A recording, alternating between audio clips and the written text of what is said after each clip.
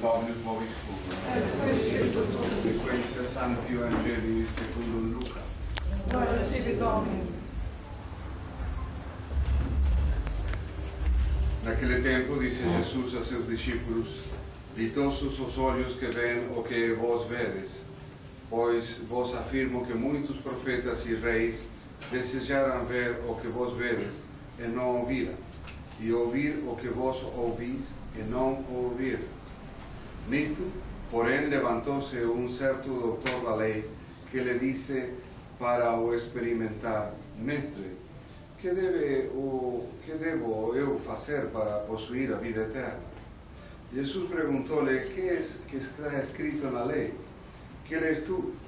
Ele respondeu: diz: Amarás o Senhor tu Deus com todo o teu coração, com toda a tua alma e com todas as tuas forças, e com todo o teu espírito, e o teu próximo como a ti mesmo.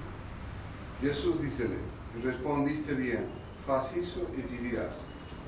Ele, porém, querendo justificar-se, disse a Jesus: E quem é meu próximo? Jesus, então, retomando a palavra, diz: Um homem descia de Jerusalém para Jericó e caiu nas mãos dos ladrões, que o despojaram. Além disto, depois de o terem espancado, retiraram-se e deixando-o meio morto. Aconteceu, entretanto, passar pelo mesmo caminho um sacerdote. Viu-o, mas passou de largo. Igualmente, um levita de passagem por aquele sítio viu também, mas passou adiante.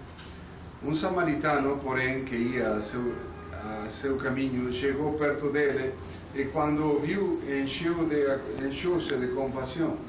Aproximou-se, pois, e ligou-lhe as feridas, deitando-lhe em cima azeite e vinho. Em seguida, lá o acomodou sobre a própria montada e levou à estalagem e tratou dele. No dia seguinte, puxou por 2 dinheiros e deu aos estalageiros, dizendo: Trata dele, e tudo que gastares a mais, eu te pagarei quando voltar a passar.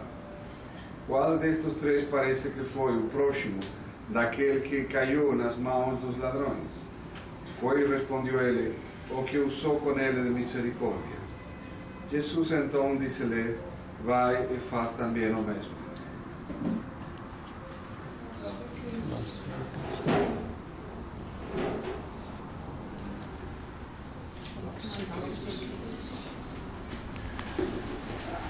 Lembrar-se, queridos fiéis, de ontem foi uma fiesta sumamente importante, a fiesta da Asunción em corpo e alma aos céus da Santíssima Virgem. Fiesta que el Papa, en razón de que el Papa Pío XII en el año 1950 declara como dogma esta cosa que la Iglesia ya lo creía. A veces la gente, cuando fala que se declaró este dogma, por ejemplo, el dogma de la Inmaculada Concepción, hubo sacerdotes, por ejemplo, que criticaron a Pío XII por hacer esto, y decían de que el Papa estaba a inventar cosas de doctrina, y no estaba a inventar nada. Ya en el século II de nuestra era ya había capelas en donde se rendía honor a la Santísima Virgen, y se le llamaba Reina dos Anjos, porque la Asunción fue en función de que los ángeles subieron su cuerpo al cielo. Y es por esto que no se lamentaba como Asunción, sino como Reina dos Anjos, porque los ángeles fueron los que llevaban la Virgen al cielo. Entonces, lémbrense que el dogma declara esta cosa, que la Virgen, acabados los días de esta tierra de su vida, pasó a la vida eterna.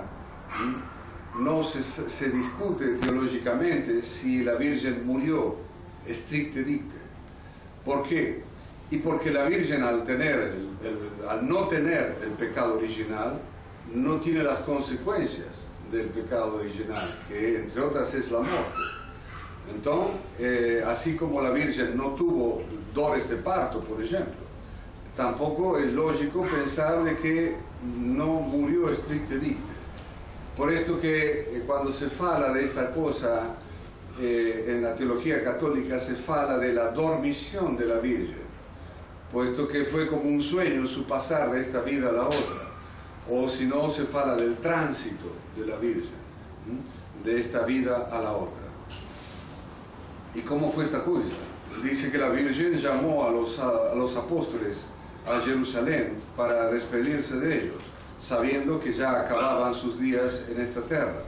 Y entonces dicen que fueron todos, menos el apóstol Tomás, que estaba pregando en la India. Y como estaba tan longe, demoró en llegar. Cuando llegó ya la Virgen había sido asunta al cielo. Mas los apóstoles, cuando no vieron esta cosa, entonces el apóstol Tomás pidió a los demás apóstoles que abriesen la sepultura, porque quería ver el rostro de la Virgen por última vez. Y fue así que cuando abren la sepultura, ven la sepultura lotada de flores, de rosas, y sin el cuerpo de la Virgen. Y claro, ahí percibieron los apóstoles que era lógico que Nuestra Señora no ficase a su cuerpo purísimo a empodrecer como cualquier otro cuerpo. Y es así que a partir de ahí se sostuvo la creencia de que Nuestra Señora fue llevada a los cielos por los santos años.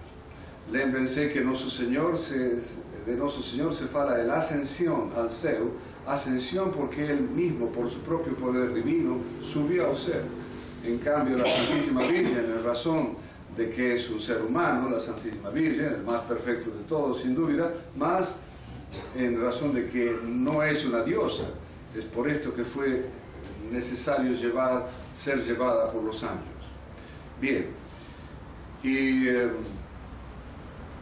esto fue declarado dogma de fe en el año 1950, el 15 de agosto de 1950, y el Papa Pío XII declara este dogma, y que yo tenga memoria, creo que fue la última vez que un Papa faló de ex cátedra, o sea, que lo que dice el Papa sí o sí está libre de error, debe ser acreditado por toda la Iglesia, y el que no cree esta cosa no es católico.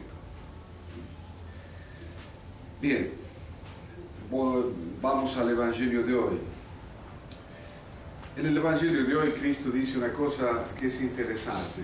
Dichosos vosotros que ven lo que vosotros ven, porque muchos profetas y reyes hubiesen querido ver esto y no lo vieron, o oír lo que vosotros oín y otros no escucharon. Mas, ¿por qué? Es que algunos que escucharon la pregación de Cristo o vieron los milagros de Cristo, ¿por qué algunos no acreditaron? ¿Qué es lo que provocó que no acreditaran?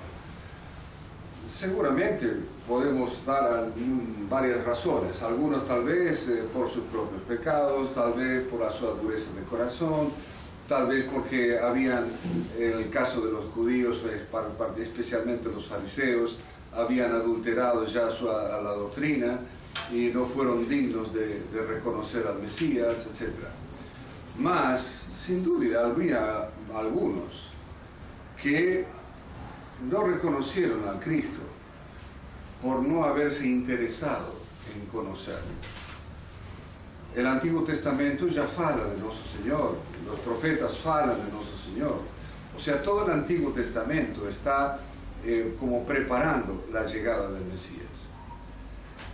Y es muy probable que muchos no se habrían interesado en estudiar las profecías, incluso teniendo acceso a ellas. Y digo esto porque a veces puede suceder esto entre nosotros. ¿En qué sentido? Días pasados, en una de nuestras misiones, pasó una cosa, un poco, yo diría un tanto preocupante. Se me ocurrió hacer una pregunta que tenía su trampa. La pregunta era si el milagro de las bodas de Caná había sido el tercero o el cuarto milagro de Cristo. no voy a hacer aquí la pregunta, para que no, tal vez no pasen vergüenza. Mas algunos empezaban a discutir, no, yo creo que es el tercero, no, otros decían no, que era el segundo, y así, hasta que alguien dijo, no, es el primero. Es el primero. El Evangelio dice claramente, cuando se produce el milagro de la conversión del agua en vino, dice, y este fue el primer milagro, y en razón de este primer milagro sus apóstoles acreditaron en él. O sea que está perfectamente determinado cuál fue el primer milagro que fue Cristo. ¿Y por qué? Discutían si uno era engrasado, pensaban que uno era el tercero, el cuarto, el quinto, porque no conocemos los evangelios. Yo entiendo que muchos de vosotros, en fin, el facto de que en las misiones no tienen las misas todos los domingos y todas las veces que quisieran, mas de todos modos, yo los insto mucho a que traten de leer, especialmente el Evangelio de San Lucas, porque es el Evangelio que fala más de la Santísima Virgen, más de la niñez de nuestro Señor, de por lo menos tener una noción del Evangelio, una visión general. No pido que reciten de memoria como hacen algunos protestantes, citando capítulos, versículos, no, tener una visión general de la vida de Jesucristo, porque si no conocemos la vida de Cristo, necesariamente no lo vamos a amar, porque no se ama lo que no se conoce. Y el Kempis, por ejemplo, dice que aquel que no tiene interés en la lectura de los evangelios está a mostrar desamor a nuestro Señor. O sea que no ama, no le importa amar a nuestro Señor. Entonces yo les recomiendo vivamente, primero, los que tengan el Catecismo de San Pío X, en la parte final del Catecismo, hay varias folias, que es un resumen de historia sagrada, que es lo más elemental que podemos saber, tanto del Antiguo como del Nuevo Testamento. Y esto se lee en un par de noches, no es una cosa muy comprida. Pero sobre todo, detenerse en conseguirse un evangelio, una Biblia, de ser posible anterior a 1960, o buscan en los que tienen computador, entran, ponen el Evangelio de San Lucas y lo leen. Y van leyendo por lo menos 4 o 5 versículos por día. Entonces, yo les voy a proponer que a fin de año vamos a tomar una especie de examen de la lectura. Vamos a hacer preguntas sobre el Evangelio de San Lucas concretamente. Y cuando lean el Evangelio de San Lucas, lo importante es que traten de memorizar particularmente aquellas frases de nuestro Señor que son los alicerces para la defensa de la doctrina católica. Por ejemplo, cuando Cristo dice, ninguém puede servir a dos señores. Eso viene, pero como anillo al dedo, como dicen, especialmente contra los conservadores, contra aquellos que gustan más o menos de las misas tranquilitas, sin violón, sin barullo, pero gustan también del concilio, del Vaticano, o sea que están siempre a andar a dos aguas, que no se... Es como que tienen miedo de definirse. Y entonces lembrense que esa frase, ninguém puede servir a dos señores, ninguém puede servir a la Iglesia Católica y a la Iglesia Modernista. Porque lembrense, como dijimos la vez pasada, son dos cosas distintas, absolutamente distintas, esencialmente distintas. Entonces, un católico no puede no ser tradicional.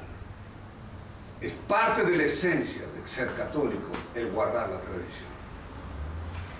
Entonces, ser firme en estas cosas. Por ejemplo, esta otra frase que dice que vosso falar sea sí, sí, no, no, todo de lo que esto pase del demonio ven. Estupendo. ahí esto te ayuda a ti a ser tú claro y determinante en la doctrina, a no ser ambiguos. Cuando tú lees el concilio, los papeles de los documentos del Concilio Vaticano II, te das cuenta enseguida de que ahí está la asignatura del demonio. ¿En dónde? En la ambigüedad. Cuando tú lees, por ejemplo, un documento que dice que se mantenga el latín, porque el latín es importante, pero donde piensen en que sea importante cambiar y poner otra lengua, ¿verdad? La pueden poner. Claro.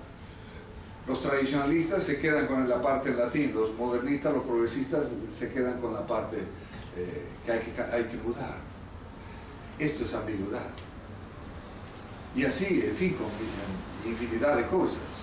Entonces, cuando uno aprende estos principios de doctrina básicos, fundamentales, tú puedes discutir hasta con Francisco. Bueno, discutir con Francisco no es muy difícil, pero con otros personajes también quizás más inteligentes. ¿Por qué? Porque sabe esos principios. Entonces, en razón de los principios es también que tú vas a conducir tu vida. Si tú no tienes principios claros, firmes, y estás de un día de acá, otro día para allá, bueno, allá tú con tu alma, allá tú con tu alma. Porque además en el día del juicio Dios te va a decir, ¿cómo? Yo no dije esta cosa, yo no dije esta otra cosa, ¿por qué no te guiaste por mis palabras y no por las palabras del mundo? Entonces, queridos fieles, traten de hacer esta lectura, aunque sea el sábado o domingo, un poco que hay un poquito menos de trabajo tal vez, de dedicarse un poquito a la formación, a la lectura, al conocimiento de la vida de Cristo.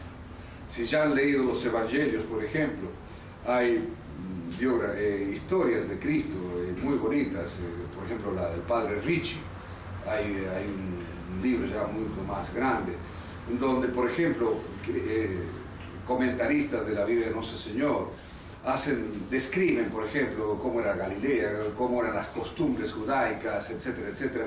O sea que eso también enriquece culturalmente. Si yo le pregunto a alguno de ustedes cómo es el mar de Galilea, en dónde desemboca el Jordán, etcétera, etcétera, capaz que algunos ni saben. Y eso es cultura general. Entonces, cuando vean, qué sé yo, dónde estaba Galilea, buscan el mapa, vean el Jordán, dónde termina el Mar Muerto, por qué se llama Mar Muerto, etcétera, etcétera. Y eso pasa a la vida del católico. Más de una vez, a veces escuchamos a gente que nos dice que están aburridos, que no saben qué hacer. Yo realmente no sé cómo hacen para aburrirse.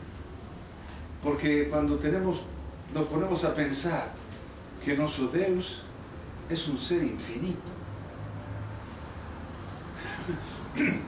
Y si nos ponemos a estudiar un infinito, ¿cómo te vas a aburrir? Porque se te va a acabar el tiempo de tu vida y no vas a terminar de estudiarlo.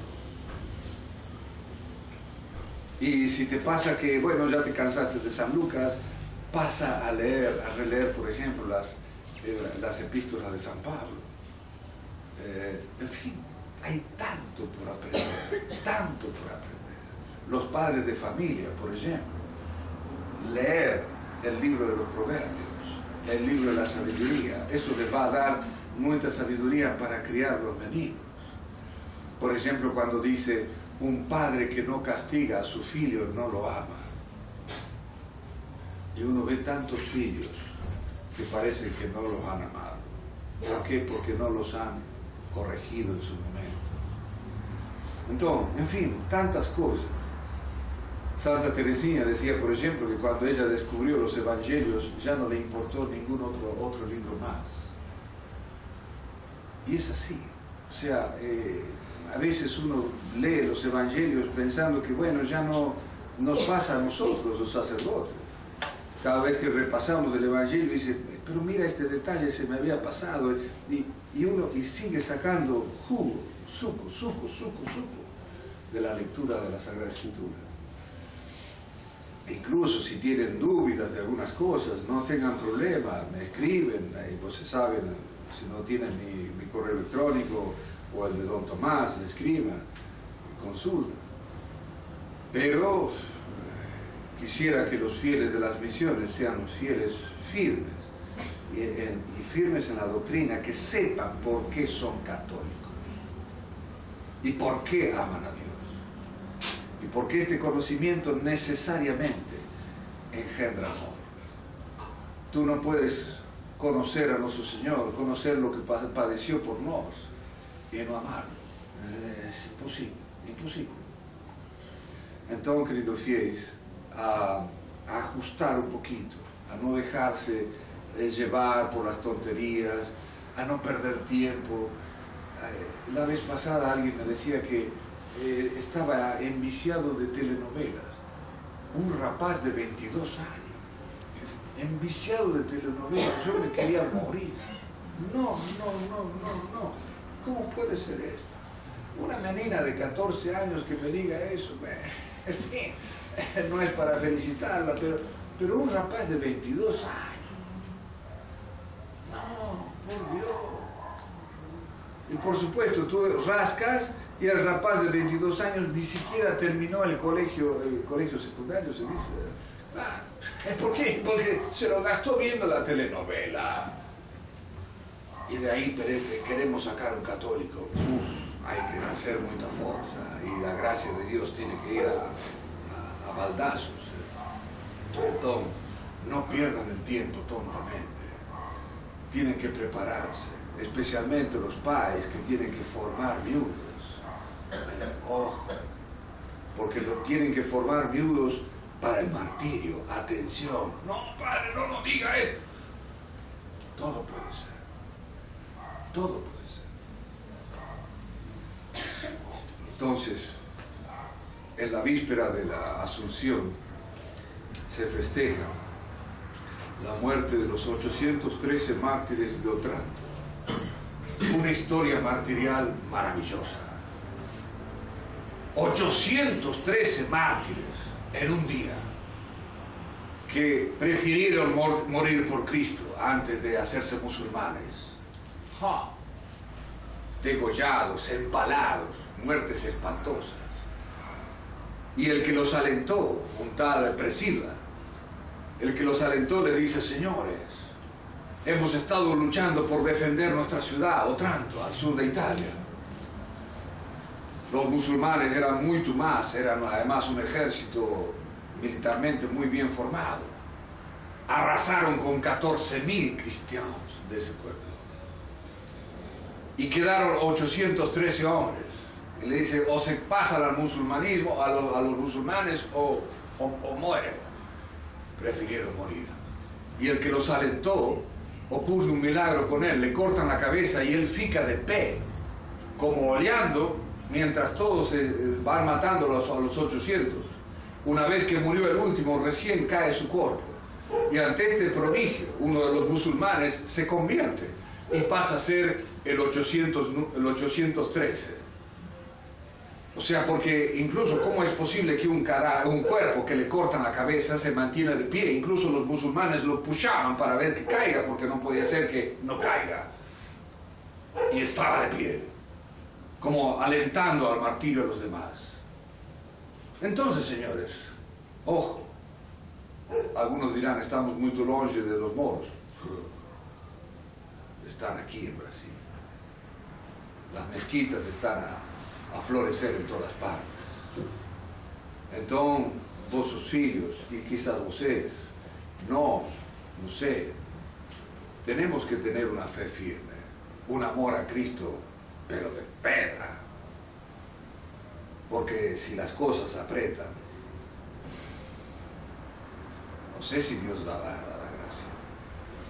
Entonces, queridos fieles, a ser católicos en serio, a ser católicos, permítanme la palabra, hombres, y nada de telenovelas y tonterías. Tenemos que estar preparados para lo peor en estos tiempos. Entonces, pero preparados sabiendo, repito, por qué somos católicos. Que la Santísima Virgen, sede de la sabiduría, nos dé esta sabiduría y la perseverancia para no dejar de estudiar a nuestro Señor, para no dejar de estudiar a Dios, para de ese modo no dejar de crecer en el amor a Dios. Ave María Purísima.